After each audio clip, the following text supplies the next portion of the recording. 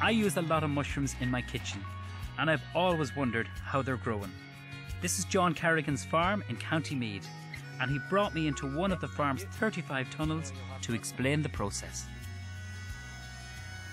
Wow.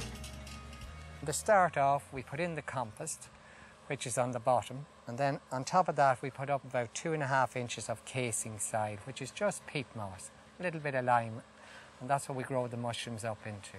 And how long does it take until you can pick them? Well, from when we put in the compost and the casing, it takes us about 17 days, and then we're starting to pick the mushrooms. 17 days. So, and we turn every crop around in 5 weeks. So we're growing from the 17 days up to day 34, 35. And in that period we grow 3 flushes.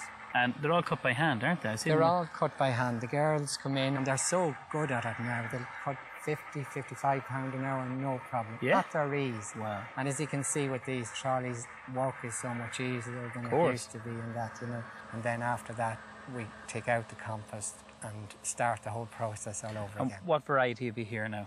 This is the white mushroom, which is the most popular. Agaric bisporus is the name of it. And all different sizes, I see. Well, they start off with the little baby button mushroom, which you see in the shop. Yeah. And then they grow into the button mushroom. Yeah. And after that, the same mushroom actually grows into the breakfast flat. I didn't know that. A lot of people don't know that. So all of these could turn into the big flat mushroom? Indeed they do. And what do you look for in a nice mushroom? Well, in a mushroom, we're looking for a nice white cap. A nice firm white cap. The housewife will always look for that. If it's nice and white, they know it's right. When they bring them home, mushrooms will last a week in the fridge. Easily. Absolutely, yeah, they do keep good well. mushrooms. Yeah. They do keep very And well. to grow mushrooms, what conditions do they look for? Well, we're trying to replicate the nice dewy morning, the right amount of air, the right amount of moisture, the right amount of water, temperature and that. So we keep all those conditions right. What about the lights? A lot of people think you have to keep mushrooms in the dark, but I always say the only people kept in the dark are us here.